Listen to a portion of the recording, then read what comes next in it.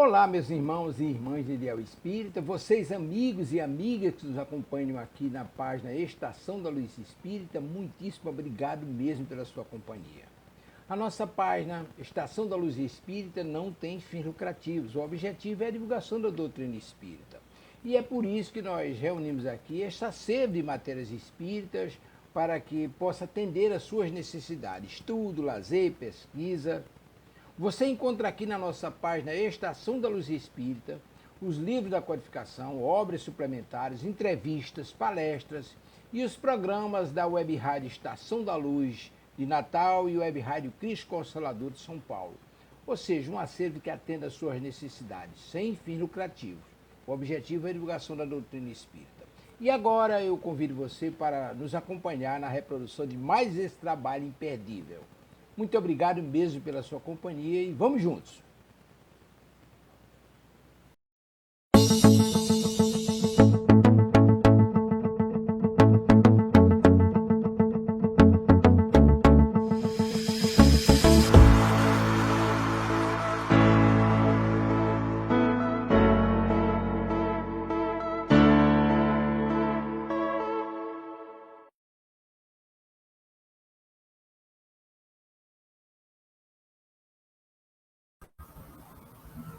Boa noite pessoal.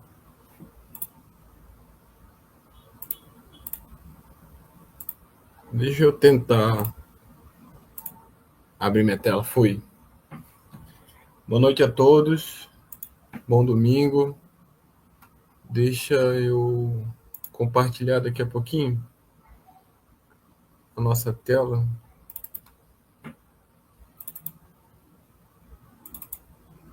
Só me dar um minuto aqui.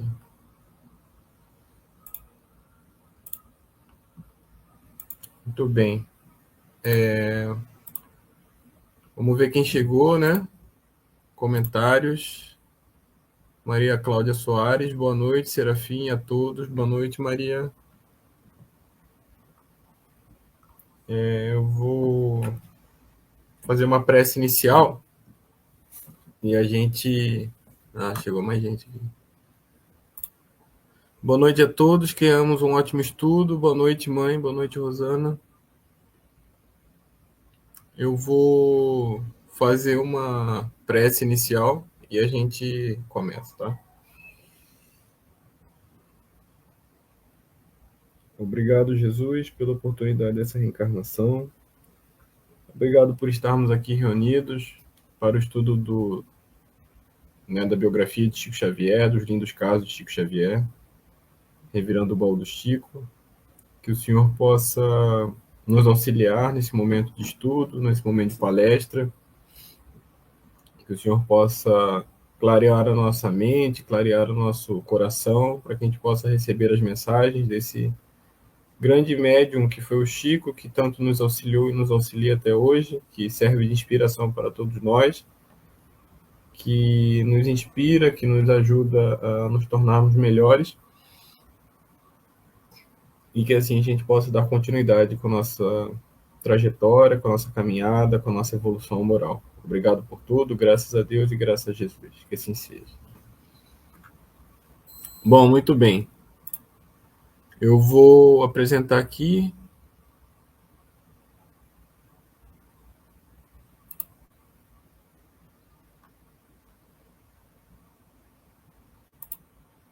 Boa noite, Célia.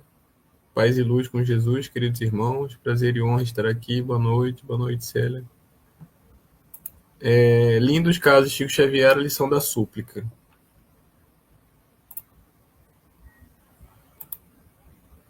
Bom, meu nome é Serafim Velasquez, eu conheci a doutrina espírita em 2013 e em 2018 eu passei a estudá-la melhor, né? E de 2018 para cá eu tenho estudado a doutrina espírita, sua origem, né? A codificação, e posteriormente a gente chega nas obras complementares, que são as obras de Chico, né? De Valdo, Ivone Pereira, que são obras que complementam a codificação, a doutrina, e nos ensinam muitas vezes por exemplo, o exemplo prático, né?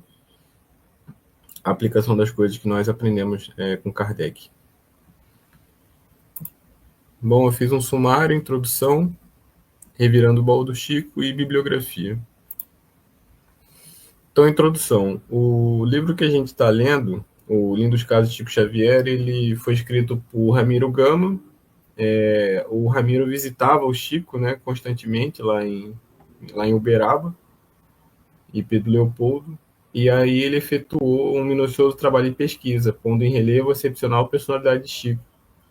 Esta obra contém 170 casos, muitos deles contados pelo próprio médium, ao autor, ao Ramiro, e outros foram obtidos por amigos comuns, né? Outras histórias foram obtidas pelos amigos, produto de incessante busca da verdade, publicado no início dos anos 2000. O livro Lindos Casos de Chico é uma coletânea de histórias reais que ilustram a vida, a mediunidade e missão espiritual de Chico, um dos médios mais respeitados do espiritismo brasileiro. A obra apresenta casos curtos, emocionantes, comoventes ou curiosos, que revelam o caráter humilde, o amor ao próximo e a ligação com os ensinamentos de Jesus da doutrina espírita. Na semana passada a gente parou no capítulo 14, né? Então hoje a gente vai ler a partir do capítulo 15, que é justamente a lição da súplica, né? O nome do capítulo. Eu sempre tento iniciar pelo nome do tema de hoje. Então, no capítulo 15 a 17, Ramiro nos conta: certa noite, o Chico, alquebrado pelos obstáculos, orava antes do sono, rogando a Jesus múltiplas medidas e soluções para os problemas que o apoquentavam. Mais de 40 minutos já havia empregado no petitório, quando lhe surgiu Dona Maria João de Deus, que lhe falou bondosa: meu filho, faça suas orações, porque sem a prece não conseguimos a renovação de nossas forças espirituais. Entretanto, não será por muito falar que você será atendido. Então, Aí o Chico pergunta: então, como devo fazer em minhas súplicas? Perguntou o médio desapontado. A mãe fala, né? Você sabe que Jesus também pede alguma coisa de nós, disse o espírito materno. Sim, nosso Senhor recomenda-nos humildade, paciência, fé, bom ânimo, caridade e amor ao próximo no cumprimento de nossos deveres. Pois façamos o que Jesus nos pede, e Jesus fará por nós o que lhe pedimos. Está certo? E o Chico, recebendo a lição, aprendeu que orar não é falar e mover os lábios indefinidamente, né? Eu me lembro que essa questão da oração é uma coisa interessante. Na igreja antiga, lá na igreja católica, existia um debate sobre se o tempo de oração e se a quantidade de palavras, né, que você fala faria, né, com que Deus ouvisse a sua oração de forma melhor, né? Se você fizesse a oração em latim, né, e não fizesse ela no seu idioma materno. Então, houve essa discussão. Eu me lembro que Dom Bosco, né, um padre que teve um trabalho muito interessante voltado para a educação dos jovens, ele falava que a oração não importa o tamanho da oração, pode ser uma oração curta, né, pode ser um obrigado, né, mas o que importa é o sentimento, né, que envolve a oração, né, a súplica, o pedido, a intenção, né, então são várias coisas. Tem até uma música, se eu não me engano, do Renato Teixeira, né, que fala que era um matuto, um peão que não sabia orar, mas que o olhar dele era um olhar sincero, né? Então ele pedia para ser atendido pelo olhar dele, né? Pela vontade dele. Então, muito interessante o comentário da mãe do Chico para ele, né? Jesus pede para a gente paciência, fé, bom ânimo, caridade, amor ao próximo, né? Cumprimento dos nossos deveres. E aí, ele pedindo isso para a gente, ele espera que a gente atenda, e a gente solicitando as nossas orações para ele, a gente espera que ele atenda as nossas orações, né? Muito interessante. A lição da súplica. Agora nós vamos para o próximo capítulo, que é o 16. O Centro Espírita Luz Gonzaga ia seguindo para frente. Certa feita, alguns populares chegaram à reunião pedindo socorro para um cego acidentado. O pobre mendigo, mal guiado por um companheiro ébrio, caíra sob o viaduto da Central do Brasil, na saída de Pedro Leopoldo para Matozinhos. precipitando-se ao solo, de uma altura de 4 metros. O guia desaparecera e o cego vertia sangue pela boca. Sozinho e sem ninguém, Chico alugou o pequeno pardieiro onde o enfermo foi asilado para tratamento médico. Curioso facultativo receitou graciosamente, mas o velhinho precisava de enfermagem. O médio velava junto dele à noite, mas durante o dia precisava atender às próprias obrigações na condição de caixeiro do Sr. José Felizardo. Havia, por essa época, 1928, uma pequena folha semanal em Pedro Leopoldo, e Chico providenciou para que fosse publicada uma solicitação rogando o concurso de alguém que pudesse prestar serviços ao cego Cecílio durante o dia, porque à noite ele próprio se responsabilizaria pelo doente, alguém que pudesse ajudar. Não importava que o auxílio viesse de espíritas, católicos ou ateus. 6 dias se passaram sem que ninguém se oferecesse. Ao fim da semana, porém, 2 meretrizes muito conhecidas na cidade se apresentaram e disseram-lhe: Chico, lemos o pedido e aqui estamos. Se pudermos servir... Ah, como não, replicou o médium. Entre, irmãs. Jesus há de abençoar-lhes a caridade. Todas as noites, antes de sair, as mulheres oravam com Chico, ao pé do enfermo. Decorrido um mês, quando o cego se restabeleceu, reuniram-se pela derradeira vez em prece com um velhinho feliz. Quando Chico terminou a oração de agradecimento a Jesus, os 4 choravam.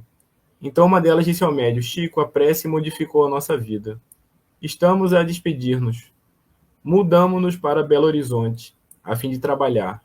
E uma passou a servir em uma tinturaria, desencarnando anos depois, e a outra conquistou o título de enfermeira, vivendo ainda hoje respeitada e feliz. Muito interessante, eu esqueci aqui de passar o slide. A gente às vezes aguarda, né, auxílio na parte da caridade de alguém que seja voltado à religião, né?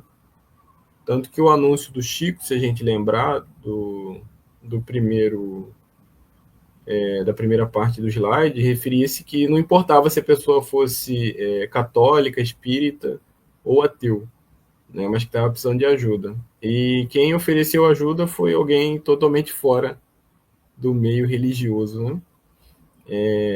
Talvez pessoas com até um certo julgar da sociedade de forma errada, né? Como se fossem pessoas em crime, algo assim. E a gente percebe que a ajuda veio dessas pessoas, né? Então Jesus falava muito sobre isso lá atrás, que ele agradecia muito ao Pai pelo fato do Evangelho, das verdades terem sido revelados aos mais humildes, né? Porque os mais humildes tinham o coração mais aberto, né? As pessoas mais poderosas, né? Que seriam talvez intelectualmente mais preparados para receber o Evangelho, não tinham o coração aberto, né? Para recebê-lo, então o ignoravam, né? Ou até mesmo o combatiam, né? Tanto que quem trama para a prisão de Jesus são a elite religiosa, né? Da época de Cristo, né? Os fariseus, né? Chegou mais gente aqui. Seara Espírita, boa noite, Serafim, boa noite a todos. Vamos aproveitar esses bons momentos de estudo tão sublime. Obrigado, Aninha, né? Seara Espírita, bem-vinda. Que história linda, é verdade, Ana. História muito bonita. Eu gostaria de solicitar, o pessoal da equipe me pediu para solicitar o like no vídeo, para se inscreverem no canal, né, e poder ajudar aí na divulgação. Boa noite, irmão. Boa noite, irmão. Falando lá de Corumbá, Mato Grosso do Sul. Seja bem-vindo. Muito bem, vamos passar então para o próximo. Agora é o capítulo 17. Joaquim Tímbera era uma das entidades que se comunicavam frequentemente nas sessões dos irmãos Xavier, né, lá no Centro Espírita Luiz Gonzaga, Pedro Leopoldo. Companheiro espiritual simples e bom, estava sempre disposto a auxiliar com a sua experiência nos trabalhos, em favor dos obsidiados. Houve uma ocasião em que apareceu uma jovem perseguida por diversas entidades da sombra, e à noite obsessores em falanges tomavam-lhe a boca, derramando fel e veneno em forma de palavras. José doutrinava os visitantes conturbados. Iam muitos e muitos vinham. E o dirigente conversava. Em uma das reuniões, Joaquim Tímbera incorpora-se no Chico e aconselha: José, meu filho, convém ensinar o bom caminho aos irmãos sofredores, entretanto, é preciso doutrinar igualmente a médium. É necessário que a mocinha estude, compenetrando-se dos seus deveres, mas não será a caridade necessária doutrinar os espíritos infelizes? Sim, sim. Então, insistiu José Xavier, penso que estou certo, procurando encaminhar a verdade nossos irmãos vitimados pela ignorância e pelo sofrimento. Devem eles ser atendidos em primeiro lugar. Joaquim fez uma longa pausa, como quem refletia com segurança para responder, e considerou. José, toda caridade feita com boa intenção é louvável diante do céu. Mas que será melhor, curar feridas ou espantar moscas? E a pergunta do amigo espiritual ficou gravada por valiosa lição. Então a gente percebe a importância do médium também em se preparar para o trabalho mediúnico. Então ela também precisa passar por uma educação mediúnica. É claro que a gente está falando, essas histórias aí, como nós vimos, se passam ali mais ou menos em 1928, né? Vamos arredondar lá para 1930, século passado.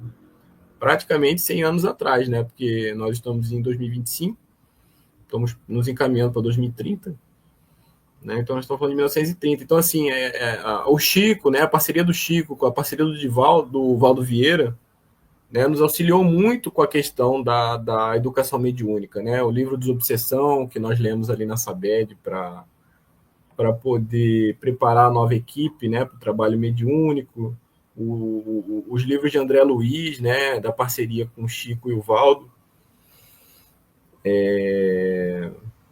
Nós temos vários ali, né? Puxa, agora fugiu o nome.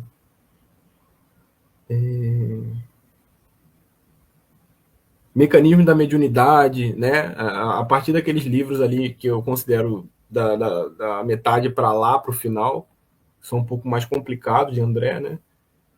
A gente percebe um foco maior nessa questão da mediunidade. Então é necessário que o médium também se prepare para o trabalho, não apenas compareça de forma presencial, né? Mas também com preparo de preparo mediúnico, preparo intelectual, preparo emocional. Né? Então é por isso que ele fala para a gente o que importa mais, curar feridas ou espantar moscas. Né? Então a gente precisa focar no nosso trabalho, né? E o médium precisa se desenvolver. Tem que lembrar também que essa questão da mediunidade ela é uma via de mão dupla, porque ao mesmo tempo que o médium está ajudando, ele está sendo ajudado. Né? Ele está, além de resgatando situações, pendências passadas, ele está também aprendendo muito, né? Tem que lembrar que o Chico aprendeu muito durante a sua jornada, né? O Chico não nasceu pronto, né? Nós não podemos ser ingênuos de achar que o Chico nasceu pronto. O Chico foi se preparando ali junto com o Emmanuel ao longo dos anos e se tornando um médium com uma bagagem de experiência muito forte, muito alta, né? Então ele foi se tornando um médium melhor, né? Ninguém nasceu pronto. Claro que o Chico já nasceu com capacidade, né? Isso é óbvio, mas ele precisou trabalhar, precisou desenvolver, né? Então vamos para o próximo. Capítulo 18. Chico, nessa noite, estava muito fatigado. Quando a hora da prece costumeira, apareceu-lhe Dona Maria João de Deus. O Chico fala, né? Minha mãe, roga ao Espírito carinhoso como fazer para alcançar a vitória no cumprimento de meus deveres. E a mãe responde, meu filho, só conheço um remédio, que é servir. Mas e as dificuldades de entendimento com os outros? Como espalhar as bênçãos do Espiritismo com quem não as deseja? Se às vezes, oferecendo o melhor que possuímos, apenas recolhemos pedradas. A mãe dele responde, servir é a solução. Entretanto, há pessoas que nos odeiam gratuitamente, malsinam-nos as melhores intenções, detestam-nos sem motivo e dificultam-nos o mínimo trabalho. Que me diz a senhora? Julga que existe algum recurso para fazer a paz entre elas e nós? E a mãe responde: sim, há um recurso, servir sempre. Então a senhora considera que para todos os males da vida esse é o remédio? Sim, meu filho, o remédio é essencial. Sem que aprendamos a servir, ainda mesmo quando tenhamos boas intenções, tudo em nós será simples palavras que o mundo consome. E depois de semelhante receita, o espírito de Dona Maria retirou-se, como quem não tinha outro remédio a ensinar.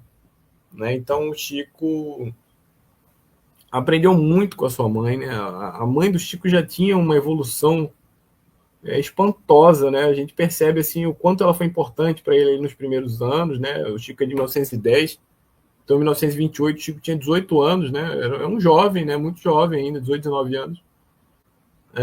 Ainda não tinha sido lançado para fama, né? O Chico ganha fama depois do programa Pinga Fogo, depois de 1970. Apesar de que ele já tinha lançado alguns livros até 1970, que já, né? Nosso Lar é de 40 e pouco, né? Os romances do Chico são de 40 e pouco, né? Então o Chico já tinha lançado suas grandes obras, mas ele ganha reconhecimento nacional depois do programa Pinga Fogo. Então a importância de servir, né?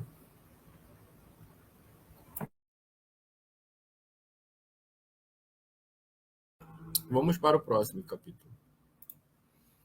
Capítulo 19. Chegou mais gente aqui. Tem alguns comentários aqui, vamos ver. Seara Espírita, né? Ana Matheus. Tenho sentido muito essa necessidade de me preparar melhor para o crescente trabalho mediúnico. Não importa a idade terrena, afinal temos a imortalidade. Exato. É muito importante o preparo, Aninha. Como que rende melhor, né, o trabalho quando a gente se prepara, né? Boa noite a todos, boa noite, Clair. Seja bem-vinda. Vamos agora para o capítulo 19. Em torno da mediunidade. Em torno da mediunidade, improvisam-se ao redor do Chico acesas discussões. Não é? Viu, não viu? E o médium sofria, por vezes, longas irritações, a fim de explicar sem ser compreendido. Por isso, a hora da prece, achava-se quase sempre desanimado e aflito. Certa feita, o espírito de Dona Maria João de Deus compareceu e aconselhou-lhe: meu filho, para curar essas inquietações, você deve usar a água da paz. O médium satisfeito procurou medicamento em todas as farmácias de Pedro Leopoldo. Não encontrou. Recorreu a Belo Horizonte. Nada. Ao fim de 2 semanas, comunicou à progenitora desencarnada o fracasso da busca. Dona Maria sorriu e informou: não precisa viajar em semelhante procura. Você poderá obter o remédio em casa mesmo. A água da paz pode ser a água do pote. Quando alguém lhe trouxer provocações com a palavra, beba um pouco de água pura e conserve-a na boca. Não a lance fora, nem a engula. Enquanto perdurar a tentação de responder, guarde a água da paz, banhando a língua.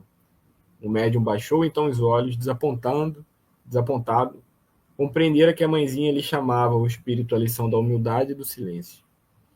Né? Então, é interessante porque essa situação foi relatada no filme do Nosso Lar. Né? Aquela passagem não existe no livro da Água da Paz, né? Que o André Luiz encontra o irmão ali que ficava falando toda hora, ele pede pro cara beber uma água, né?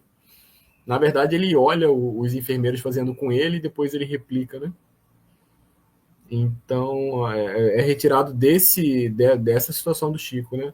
Assim como o Emmanuel também não aparece no Nosso Lar, né? Que no livro colocaram o Emmanuel lá como se fosse um professor, um orientador. E o Emmanuel, no Nosso Lar, ele apenas escreve a introdução, né? Muito bem, então vamos para o capítulo 20. Depois do conselho de Dona Maria João de Deus com respeito à água da paz, Chico sentiu o braço visitado pela influência de um novo amigo invisível. Tomou o lápis e o visitante escreveu para ele em caracteres bem traçados e firmes: meu amigo, se desejas paz crescente e guerra pouca, ajuda sem reclamar e aprende a calar a boca. Né? Quem seria o comunicante? Depois de alguns momentos, o amigo espiritual identificou-se assinando Casimiro Cunha.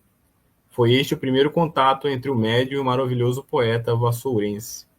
Né? Posteriormente, Casimiro Cunha é um dos principais autores, né, do Parnaso de Além Túmulo, que seria publicado mais à frente, se eu não me engano, em 1930, né? 1932, uma coisa assim.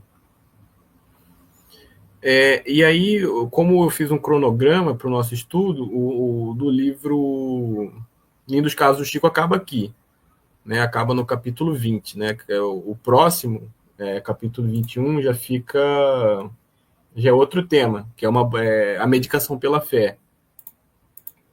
Então, eu vou continuar semana que vem o livro Lindos Casos. Aí, para não acabar aqui, eu coloquei dois casos do livro Jesus no Lar. Tá? A gente vai ler agora. Aí, nos capítulos 10 e 11 do livro Jesus no Lar, por Neo Lúcio, psicografado por Chico Xavier, nos é contado: como houvesse o senhor recomendado, lembrando que o livro Nosso Lar é um registro de Neo Lúcio sobre o primeiro evangelho no lar da história do mundo, né, que foi inaugurado por Jesus na casa de Simão Pedro, em Cafarnaum, né? O primeiro culto no lar que nós temos notícia, né, que Neo Lúcio trouxe para a gente através da mediunidade do Chico. Então, eu vou ler aqui o capítulo 10. Como houvesse o senhor recomendado nas instruções do dia muita cautela no julgar, a conversação em casa de Pedro se desdobrava em derredor do mesmo tema. É difícil não criticar, comentava Mateus, com lealdade, porque a todo instante o homem de mediana educação é compelido a emitir pareceres na atividade comum. Sim, concordava André, muito franco. Não é fácil agir com acerto, sem analisar detidamente. Depois de vários depoimentos em torno do direito de observar e corrigir, interferiu Jesus sem afetação. Inegavelmente, homem algum poderá cumprir o mandato que lhe cabe no plano divino da vida, sem vigiar no caminho que se movimenta, sob os princípios da retidão.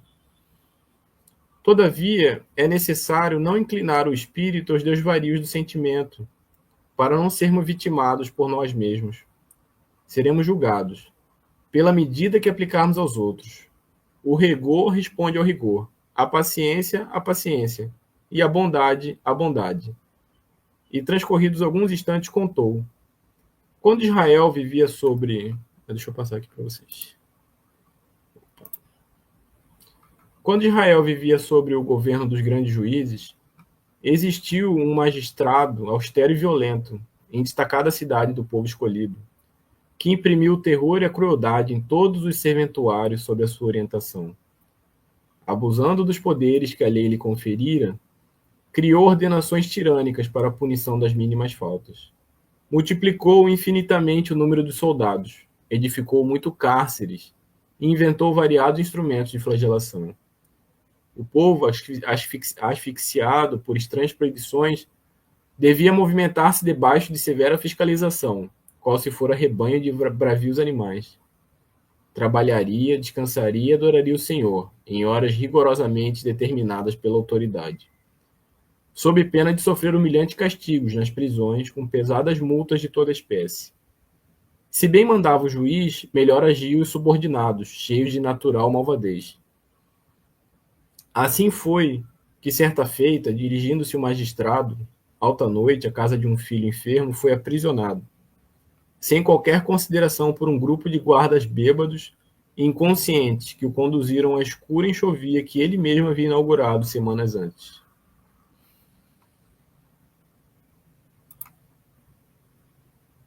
Não lhe valeram a apresentação do nome e as honrosas insígnias de que se revestia. Tomando por temível ladrão, foi manietado, despojado dos bens que trazia e espancado sem piedade, afirmando os sentinelas que assim procediam, obedecendo às instruções do grande juiz, que era ele próprio. Somente no dia imediato foi desfeito o equívoco, quando o infeliz homem público já havia sofrido a aplicação das penas que a sua autoridade estabelecera para os outros. O legislador atribulado reconheceu então que era perigoso transmitir o poder a subalternos brutalizados e ignorantes, percebendo que a justiça construtiva e santificante é aquela que retifica, ajudando e educando na preparação do reinado do amor entre os homens. Desde a singular ocorrência, a cidade adquiriu outro modo de ser, porque o juiz reformado, embora prosseguisse atento às funções que lhe competiam, ergueu sobre o tribunal, a benefício de todos, o coração de pai compreensivo e amoroso. Lá fora brilhavam estrelas, retratados nas águas serenas do grande lago. Depois de longa pausa, o mestre concluiu.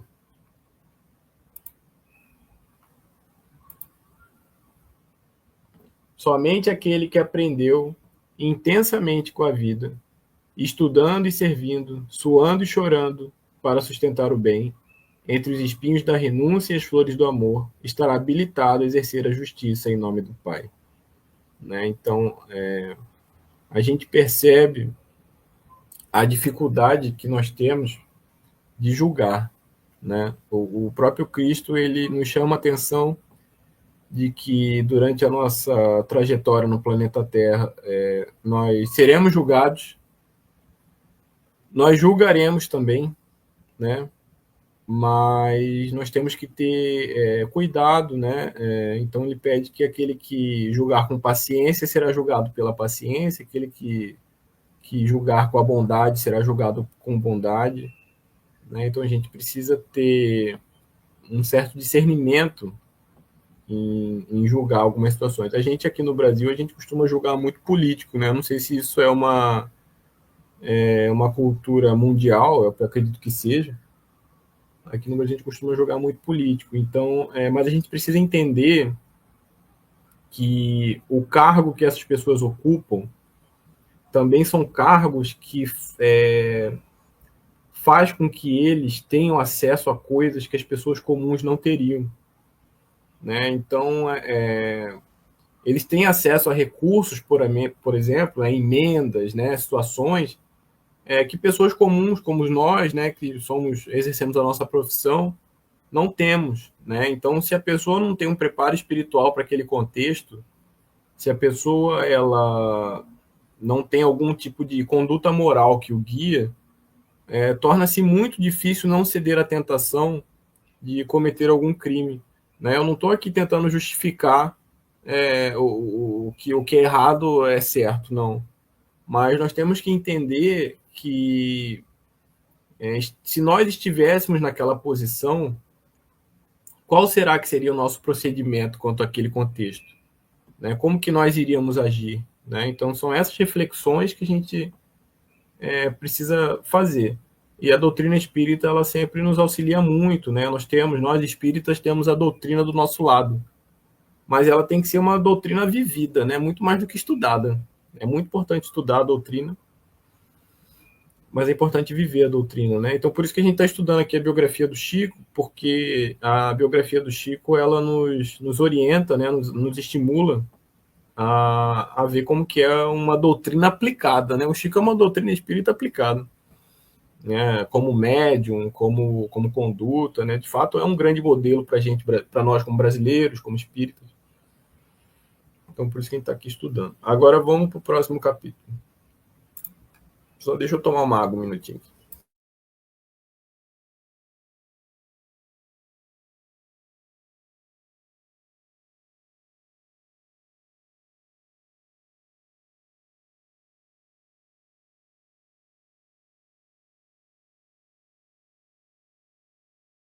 Muito bem.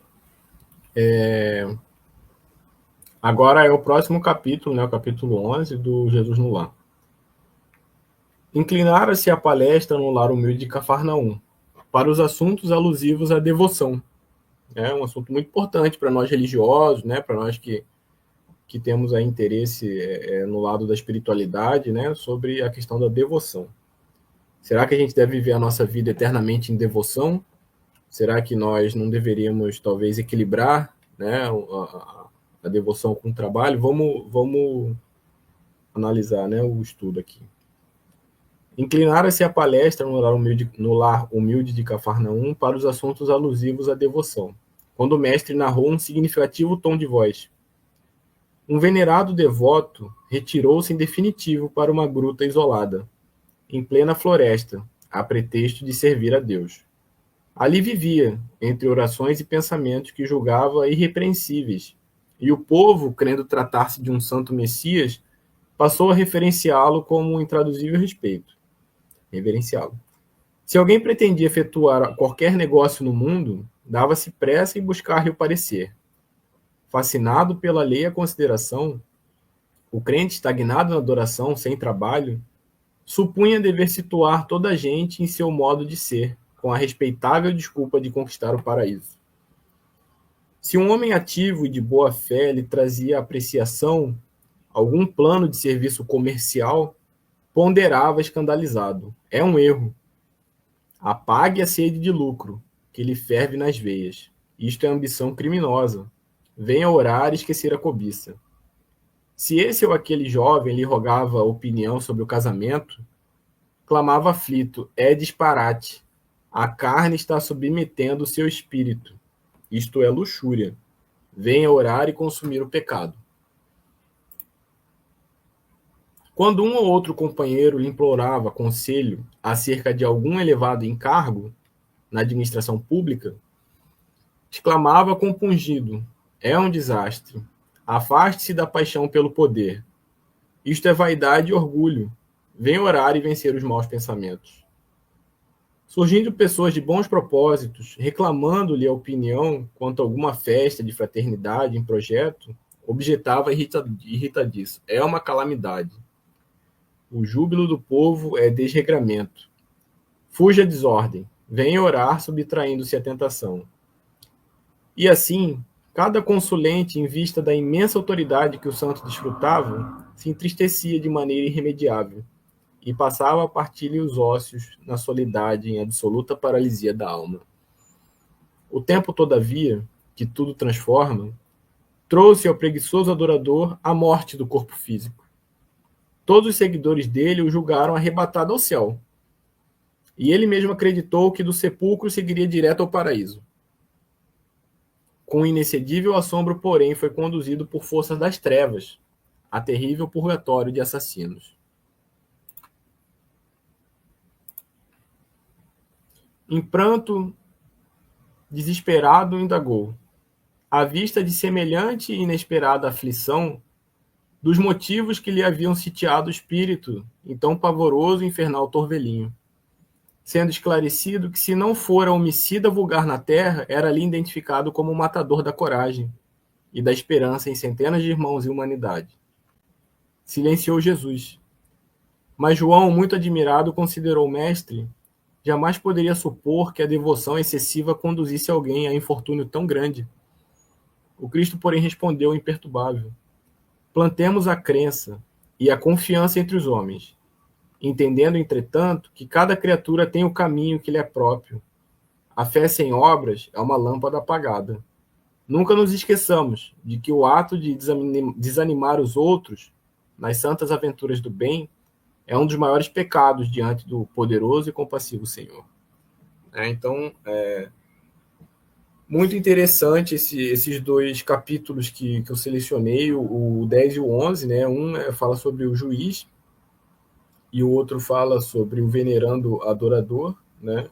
Então, são lições que o livro Jesus no Lar nos traz, reflexões, né? Tem um comentário aqui da Maria Cláudia, são casos muito interessantes e instrutivos, obrigado pelas escolhas. É verdade, Maria, são casos muito interessantes mesmo. Esse último agora, a gente precisa entender que a fé ela é muito importante, né? A parte da adoração é muito importante. Ela nos preenche a alma, né? Quando a gente vai no centro espírita lá, ouve a palestra, toma o passe, aquela parte ali nos enche a alma.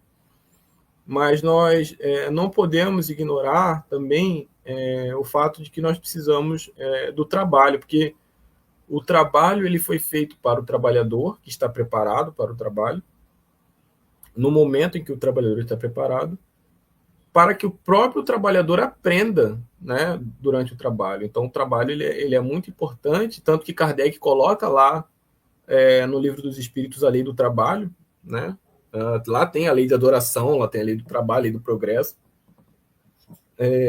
Várias e várias leis, mas a lei do trabalho ela é muito interessante porque para que o espírito se depure sem o trabalho ele não consegue alcançar o patamar necessário, né? Eu acho que tem um trecho do Fonte Viva, né, que Emmanuel escreve para a gente, que ele fala que o mármore, ele quando está sendo talhado pelo artesão, ele reclama, ele chora, ele se incomoda, mas quando ele vê a obra pronta, ele agradece, né, pela parte difícil que ele passou, né, por aquelas batidas, né, que o artesão fez nele para que pudesse moldá-lo, né?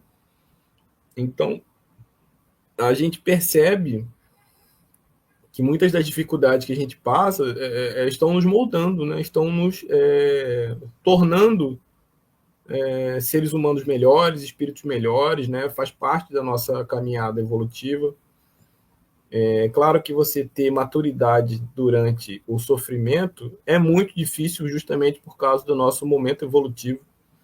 Né? É muito difícil você ter maturidade espiritual durante algum problema sério. Sério que eu digo assim, sério mesmo, né? Sério de coisa de você é diagnosticado com alguma doença muito grave, né? São situações muito difíceis, mas são nesses momentos que nós espíritas devemos ter a capacidade e a humildade de reconhecer que nós temos a doutrina ao nosso lado e recorrer a ela, né? Buscá-la, lê-la com talvez mais intensidade. Eu me lembro que eu passei por alguns momentos difíceis aqui no Rio, e eu devorei todos os romances do Emmanuel, né? Eu li todos. Eu li o Ave Cristo, Paulo, comecei pelo Paulo Estevam. Então eu devorei todos eles e através do estudo dos romances de Emmanuel, eu li, fazia um paralelo com a codificação, né, com o Evangelho. Aquilo ali me deu muita segurança, muita capacidade que o que eu estava passando era necessário, né? Precisava encarar aquilo ali como uma forma de um estágio para que eu pudesse alcançar uma outra situação. E os romances são muito interessantes por isso, né? Todos eles, o Ave Cristo, 50 anos, são todos muito interessantes. Renúncia também é muito bom. Tá bom, galera? Então eu vou agora falar. Essa foi a bibliografia que a gente usou. Lindos casos, né? No começo, Jesus no lar no final. No próximo capítulo, eu. Gorete, boa noite, Gorete. Tudo bem? Pessoal de Corumbá marcando presença, eu agradeço muito, Gorete, Tiago, né? Muito obrigado pela presença de vocês.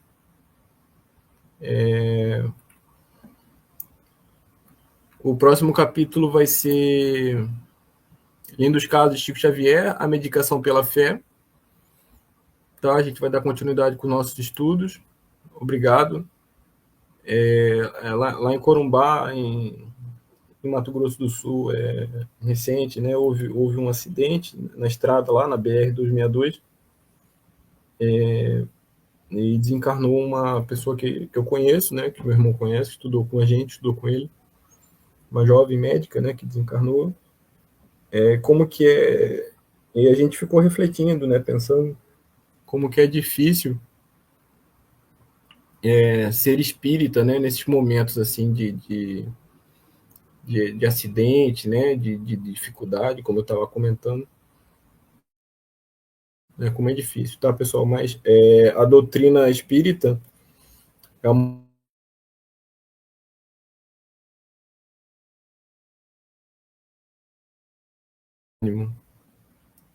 Eu acho que caiu.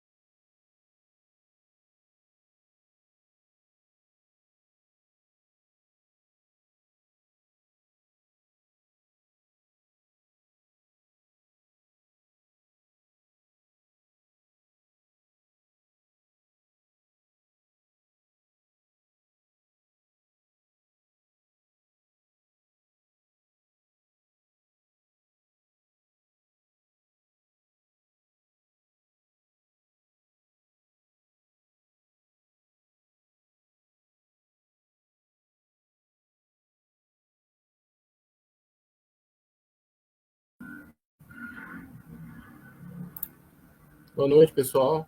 Estão me ouvindo, né? Caiu aqui. Muito obrigado. Obrigado pelo estudo. Uma semana abençoada a todos. Obrigado, Aninha. Célia, excelente estudo. Gratidão por tudo e por tanto. Obrigado, Célia. Gorete travou. Acho que caiu a internet. Eu não sei se voltou. Deixa eu ver aqui. Puxa vida, minha internet aqui no Rio às vezes oscila pra caramba. Só me dá um minutinho aqui para eu abrir para ver se está tudo ok. Voltou, parece que voltou, né? Aqui tá ok. Tá. Caiu. Vamos aguardar. Ainda bem que caiu no finalzinho, né, Ana? Boas reflexões para fazer o nosso dia a dia. Caiu, voltou. Obrigado, Célia. O estudo foi muito bom. Na próxima semana estaremos aqui novamente, se Deus quiser. Obrigado, Ana. Grato pelo estudo. Uma boa noite. Obrigado, Maria Cláudia. Boa noite. Rosana voltou sim. Muito obrigado. Só para encerrar, eu estava falando que a doutrina espírita é uma doutrina de esperança, né, que a vida continua, que a vida principal é a vida do espírito, não é a vida da matéria. Nós somos espíritos eternos, estamos vivendo uma experiência na matéria.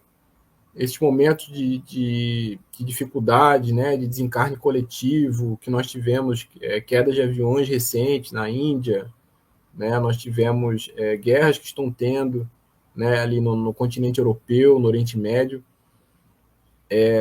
faz parte da nossa transição planetária essas situações, elas são difíceis e dolorosas, não éramos mais para nós estarmos lidando com essas situações, mas mostra o quanto o nosso momento evolutivo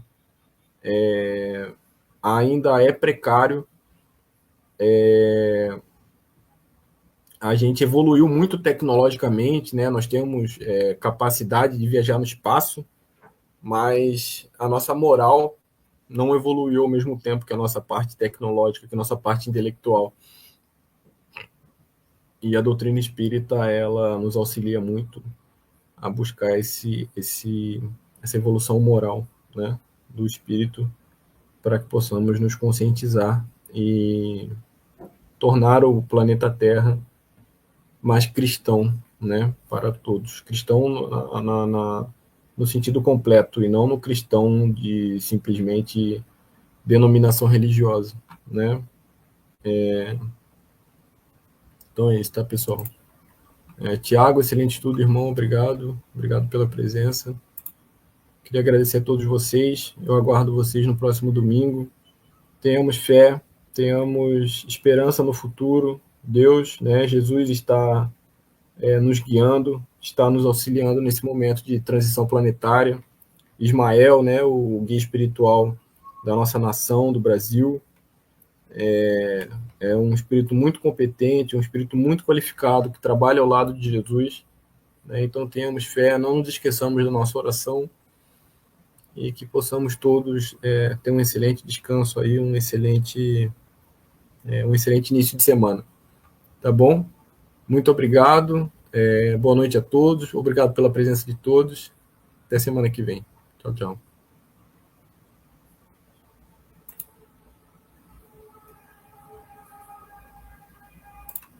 Paz e luz, Célia. Voltou, Maria, obrigado. Obrigado, viu?